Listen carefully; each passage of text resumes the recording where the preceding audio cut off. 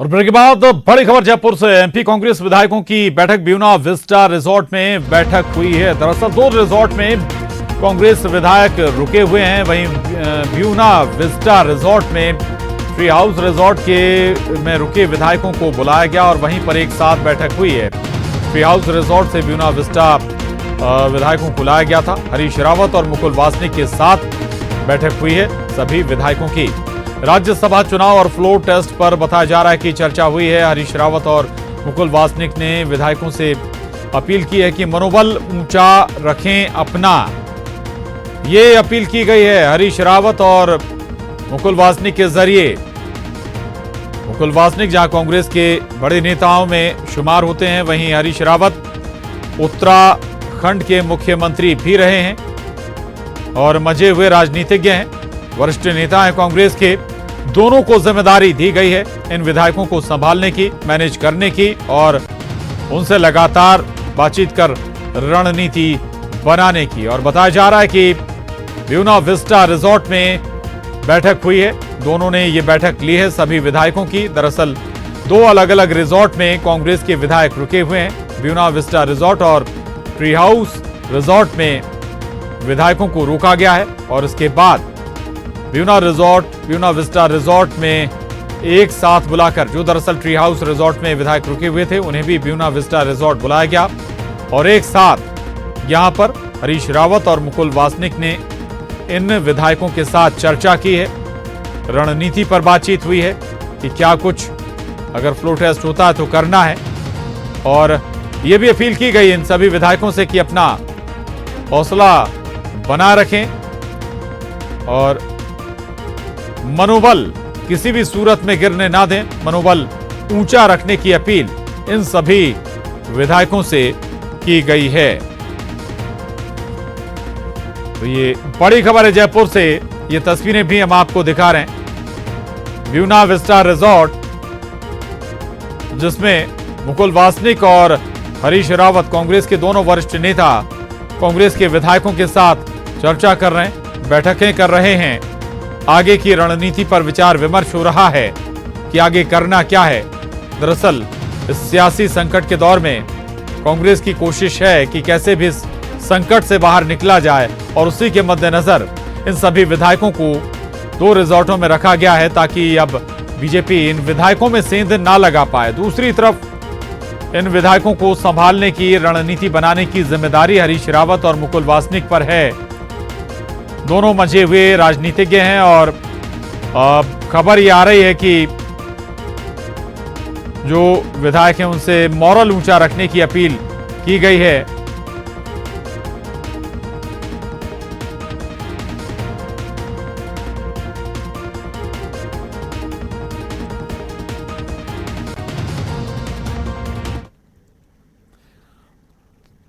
तो ये तस्वीरें हम आपको इस वक्त जयपुर से दिखा रहे थे, जहां पर 2 रिजॉर्ट में कांग्रेस के विधायक रुके हुए हैं। इस पर भी हम बात करेंगे। उससे पहले एक और अहम खबर, जहां वादे अपने तमाम तोड़ गया, सारे इल्जाम हम पे छोड़ गया।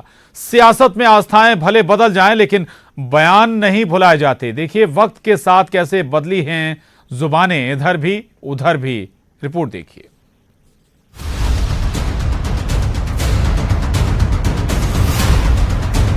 मौका परस्ती, अवसर की राजनीति जिसमें दुश्मन भी दोस्त बन जाते हैं। कांग्रेस में राहुल गांधी के बाद सिंधिया ही तो थे जिनके तरकश में मोदी के लिए सबसे ज्यादा तीर हुआ करते थे। अब जुबान पर कसीदे ही कसीदे हैं। फर्क तो देखिए कि जिस व्यक्ति ने आपके ऊपर नोटबंदी की, जिस व्यक्ति ने आपके ऊपर किसान बंदी की, नवंबर के माह में मेरे साथ मिलकर उन शख्सों पर वोट बंदी करके बदला लेना। और आज देश का नाम जो विश्व स्तर पर उन्होंने बढ़ाया, योजनाओं की क्रियान्वयन की क्षमता जो उनमें है,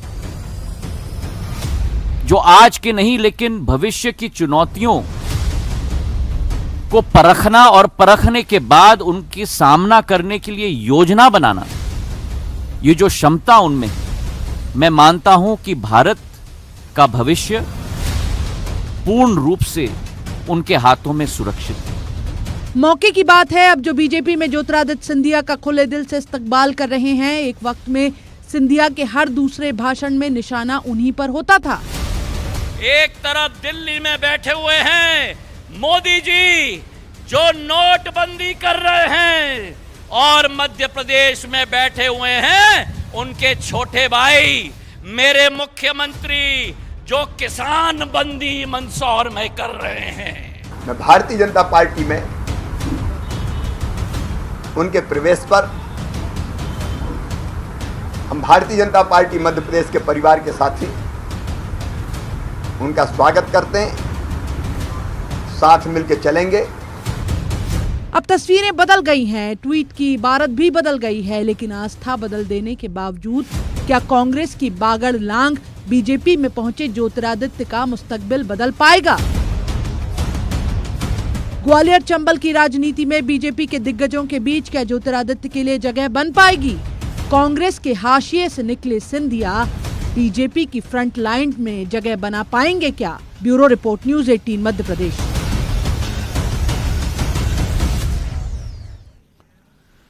तो खबर जयपुर से है, जहां आपको बता दें कि अभी महत्वपूर्ण बैठक की है हरीश रावत। और चलिए बड़ी खबर, ब्यूना विस्टा से रवाना हुए, ट्री हाउस के लिए रवाना हुए हैं कांग्रेस विधायक। यानी कि ब्यूना विस्टा में जो विधायक आए थे वो वापस ट्री हाउस के लिए लौट गए हैं। लंच के लिए ये सभी विधायक ब्यूना विस्टा रिजॉर्ट पहुंचे हुए थे और यहीं पर बैठक हुई थी, यहीं पर चर्चा हुई थी। हरीश रावत और मुकुल वासनिक ने दोनों सभी विधायकों से चर्चा की थी। गोवर्धन हमारे साथ जयपुर से जुड़ गए हैं और जानकारी के साथ। गोवर्धन, दोनों रिजॉर्ट में रुके हुए विधायकों के साथ एक साथ चर्चा की गई है, क्या कुछ चर्चा में मसले उठे हैं, क्या कुछ कहा गया है, हिदायत दी गई है विधायकों को? गोवर्धन, बैठक के बाद में जो ट्री हाउस में रुके हुए विधायक थे वो यहाँ से बैठक करके जा चुके हैं। हमारी दो विधायकों से बातचीत हुई है, डॉक्टर अशोक और सुनील सर्राफ। इन दोनों विधायकों का ये कहना था कि राज्यसभा के लिए जो नॉमिनेशन है उस पर उन्होंने हस्ताक्षर कर दिए हैं कि राज्यसभा चुनाव के लिए जो प्रस्तावकों के और समर्थकों के जो हस्ताक्षर होते हैं उस पर उन्होंने दस्तखत कर दिए हैं। और अब जब चाहेंगे, जब वक्त होगा वो भोपाल चले जाएंगे, लेकिन फिलहाल वहीं जयपुर में रुकने का विधायकों का इरादा है। इसके साथ साथ जो डॉक्टर अशोक हैं उन्होंने नाम लिए बिना ज्योतिरादित्य सिंधिया पर निशाना साधा और कहा कि लोकतंत्र में कुछ लोग राजतंत्र चलाने की कोशिश कर रहे हैं जो देश के लिए घातक है। साथ ही इन विधायकों ने यह भी दावा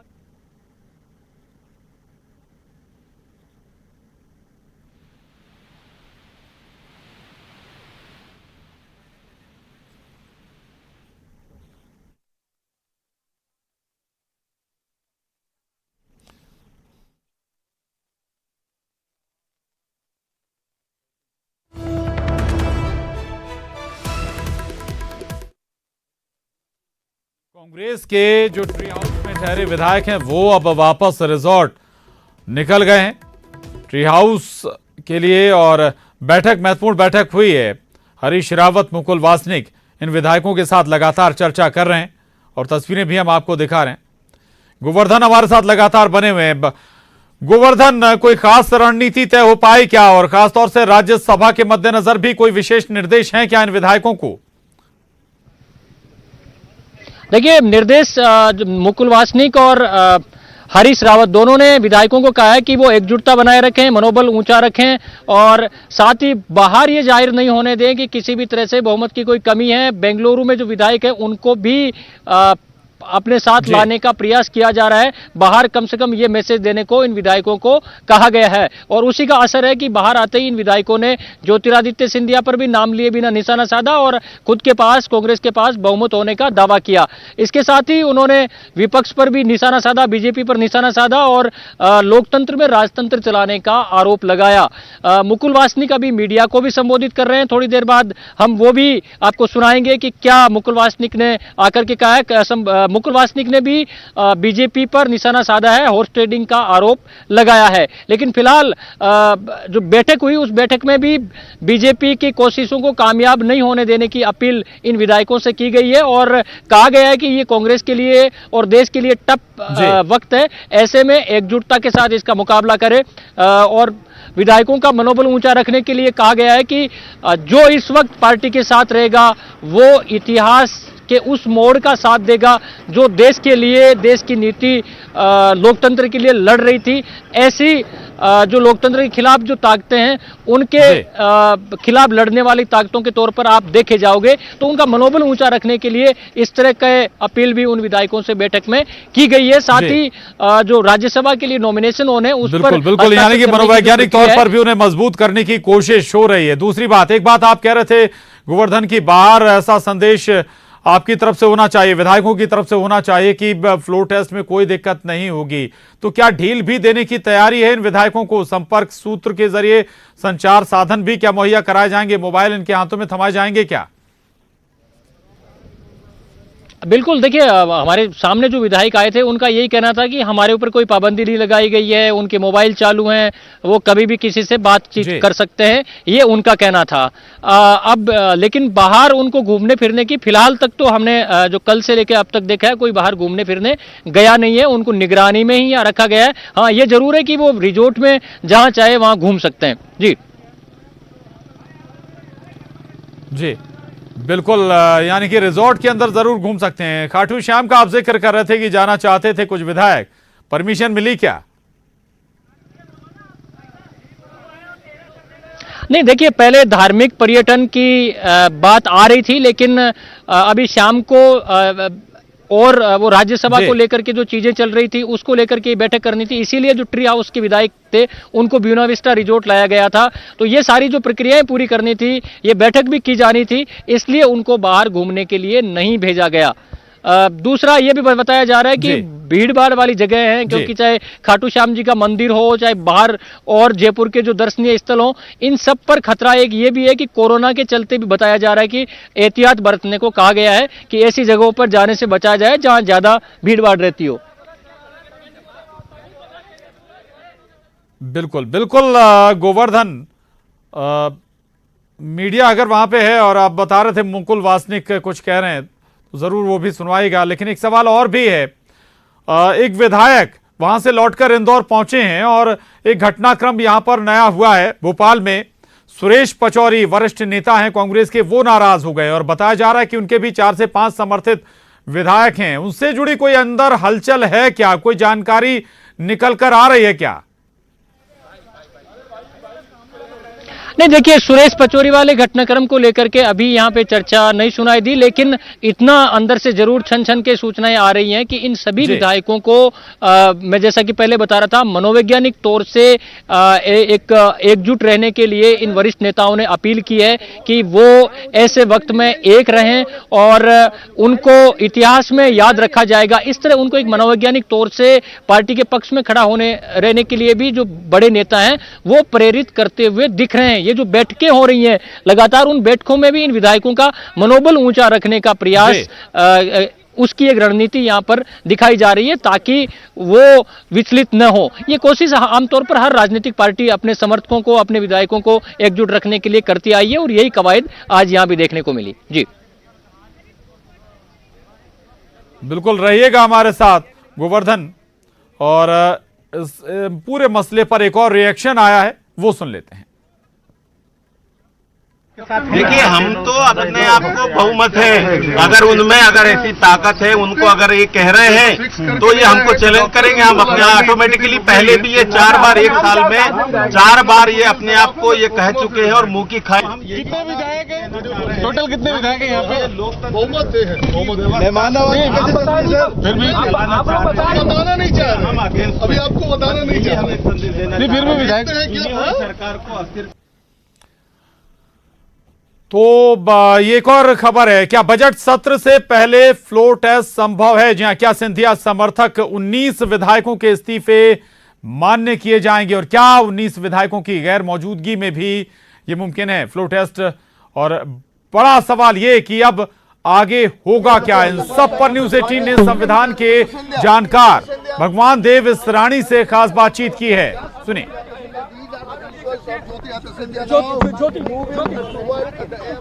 संविधान के जानकार भगवान देव इसरानी जी हमारे साथ इस वक्त मौजूद हैं। जो सियासी घटनाक्रम चल रहा है और जिस तरह कहा जा रहा है कि फ्लोर टेस्ट करवाया जाए पहले, तो क्या ये इस स्थिति में संभव है?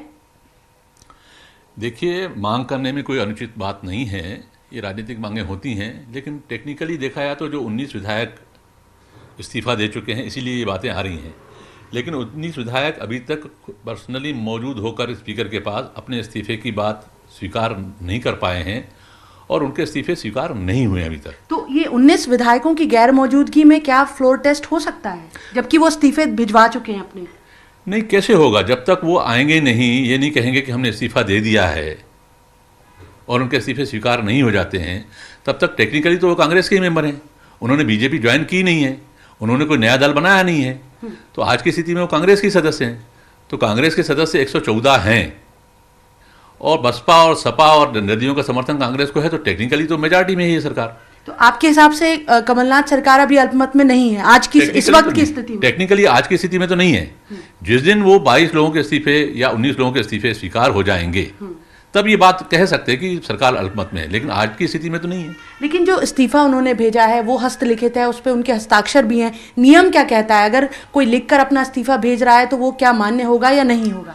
देखिए, नियम हमारा जो है प्रक्रिया कार्य संचालन नियम है, ये इसका नियम है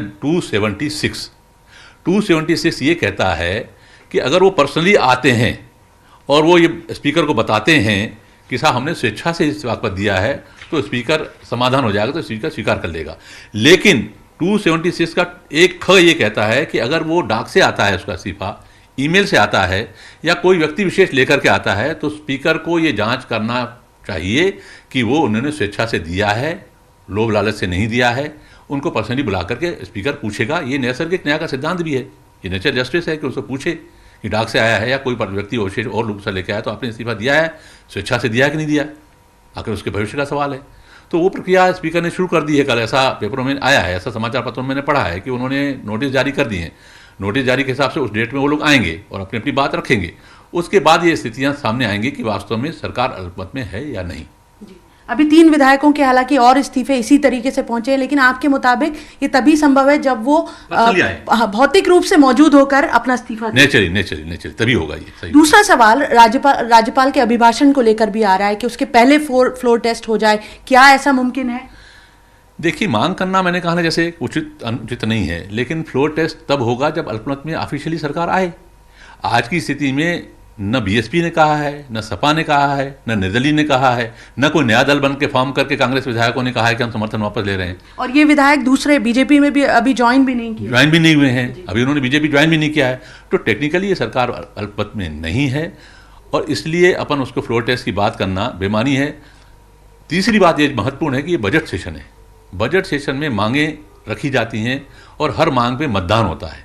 अगर अल्पमत में है तो आप उसको वोटिंग मांग के गिरा दीजिए। जो डीपी मिश्रा की सरकार थी वो मांगों पे ही, शिक्षा विभाग की मांगों पे ही गिरी थी। आप मांगों पे मतदान कर करके आप उसको गिरा दीजिए, सरकार गिर जाएगी। उसमें कदम कदम पे उसको फ्लोर टेस्ट की नौबत आएगी इस सत्र में उनको। तो अलग से फ्लोर टेस्ट का आप पहली मांग पे आप मतदान मांग लीजिए और उसको गिरा दीजिए। तो इस स्थिति में लेकिन राज्यपाल का अभिभाषण तो होगा। राज्यपाल का अभिभाषण कराना संविधान की बाध्यता है। आर्टिकल 176 कहता है कि राज्यपाल प्रथम दिन आएगा और अभिभाषण देगा ही। शैल शब्द का इस्तेमाल है, ये मैंडेटरी है, ये ऑप्शनल नहीं है। तो उनको आना ही है, वो राज्यपाल का अभिभाषण तो होना ही है। जी, हाइपोथेटिकल क्वेश्चन है, लेकिन क्या लगता है कि अगर ये 19 विधायक आ जाते हैं उस स्थिति में आगे फिर क्या स्थिति बनेगी? 3 विधायक और इस्तीफा दे चुके हैं। नहीं, आते हैं और वो कहते हैं स्वतः आकर के कि हाँ हमने इस्तीफा दिया है और स्पीकर को मंजूर करना है फिर। और वो अगर मंजूर हो जाता है तो नेचुरली 19 विधायक कम होंगे तो सरकार अल्पमत में आ जाएगी। और फिर बाई इलेक्शन होंगे, नियमानुसार बाई इलेक्शन होंगे उसके, और फिर जो भी स्थितियां हैं बनेगी। मध्यावधि चुनाव की स्थिति भी बन सकती है। नहीं, बाई इलेक्शन होंगे। मध्यावधि चुनाव की स्थिति तब बनती है सामान्यतः जब सरकार बनने की संभावनाएं समाप्त हो जाए दोनों तरफ से। जब राज्यपाल ये देखेंगे संभावनाएं खत्म हो चुकी हैं तभी ये स्थितियां आती हैं। फिलहाल तो वो स्थिति है ही नहीं। जी। तो जैसा संविधान विशेषज्ञ सानी जी हमें बता रहे हैं कि फिलहाल की जो स्थिति है, जब तक ये 19 विधायक और 3 और विधायक फिजिकली आकर अपना इस्तीफा नहीं सौंपते हैं, तब तक ये भी नहीं कहा जा सकता कि कमलनाथ सरकार पर कोई संकट है या वो अल्पमत की स्थिति में है। शिफाली, न्यूज़ 18 मध्य प्रदेश। तो संविधान के जानकार भगवान दास सराणी को आप सुन रहे थे। यहां वक्त एक छोटे से ब्रेक का है, जल्द लौटते हैं।